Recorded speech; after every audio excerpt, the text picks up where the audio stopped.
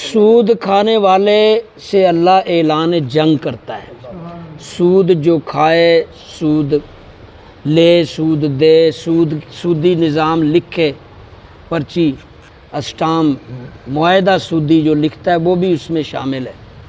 کسی طرح سے بھی سود کے لین دین میں ملوث کوئی بھی شخص ہے، اللہ تعالیٰ اس سے اعلان جنگ کرتا ہے۔ تیسرے پارے میں پورے 3 رکوع لکھے ہیں سود کے حرام ہونے پہ۔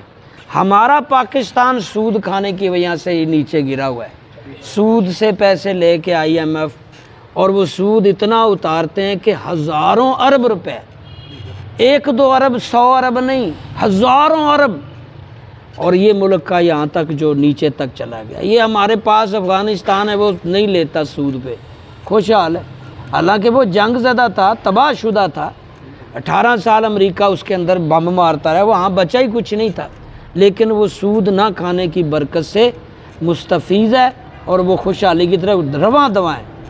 اور بہت سے پاکستان میں جو افغانی یہاں رہ رہے تھے وہ واپس جا رہے ہیں کہ اب وہ ملک افغانستان پاکستان سے کئی گنا زیادہ بہتر ہے اور اس کی کرنسی سٹرونگ ہے۔ کبھی یہاں ہم یہ سود نے تباہ کیا ہے، سود کے چنگل سے جب تک نہیں لکھیں گے ملک خوشحال نہیں ہو سکتا۔ اور وہ جب ہم نکلنے لگے تھے، یاد ہوگا 13-14 میں جب ہم سود سے نکلنے لگے تھے اور تیل پٹرول ہر چیز سستی ہو رہی تھی، سڑکیں بن رہی تھی، اس وقت اس نے دیکھا یہ تو آزاد ہو کے تو یہ بہت آگے چلا جائے گا، اس کو دوبارہ جکڑیں۔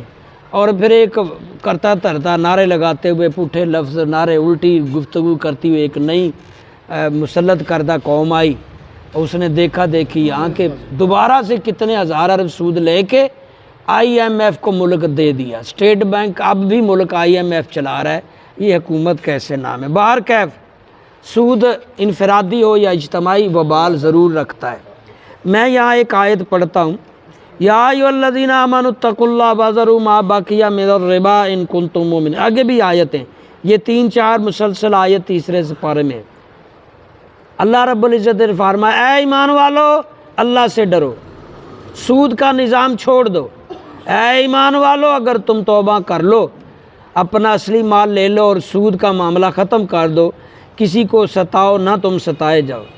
اور اگلی آیت میں اگر تم تنگ دست ہو تو خوشحالی کے وقت تک مہلت دو، معاف کر دینا تمہارے لیے بہتر ہے اگر تم جانتے۔ ڈرو اس دن سے جس میں اللہ کی طرف لوٹائے جاؤ گے، پھر ہر ایک کو پورا پورا بدلہ دیا جائے گا، اور ہر وہ بھگتے گا جو اس نے کیا اس ظلم میں، ظلم نہیں کیا جائے گا۔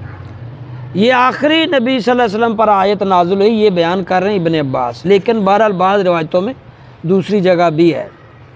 تو سود کے نظام میں درجنوں احادیث آیتیں ہیں جس میں اللہ کے نبی صلی اللہ علیہ وسلم نے بڑی سختی سے، یہاں تک کہ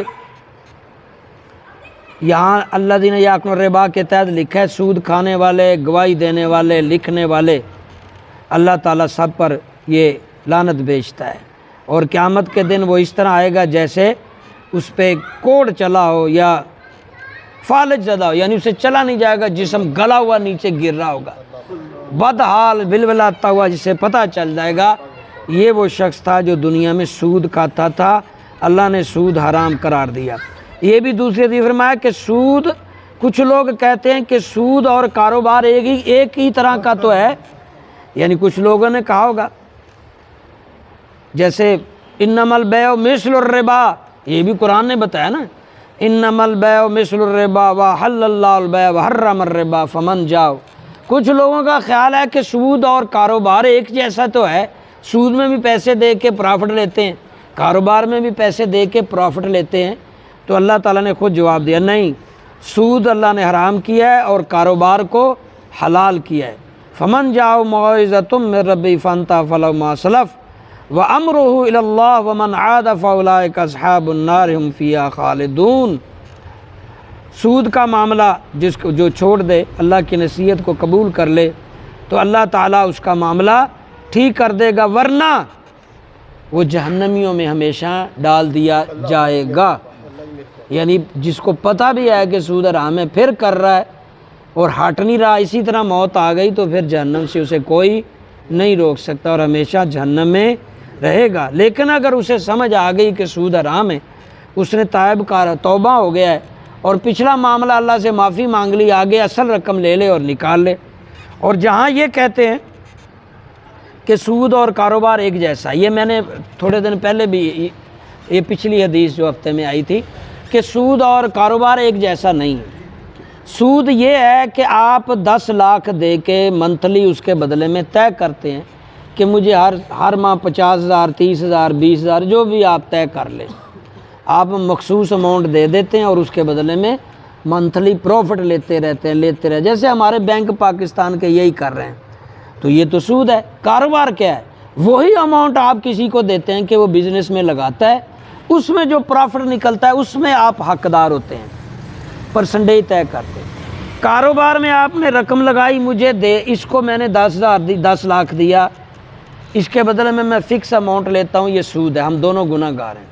لیکن اگر ہم یہ طے کر لیں کہ 10 لاکھ آپ لے لیں، اس کا کریں کاروبار، اس میں سے جو پروفٹ آئے گا وہ آدھا میرا ہوگا آدھا تمہارا، وہ کم آئے وہ زیادہ آئے وہ بالکل نہ آئے تو نہیں لیں گے، ٹھیک ہے جی۔ یہ ہے کاروبار۔ اللہ عمل سمجھے کی توفیق۔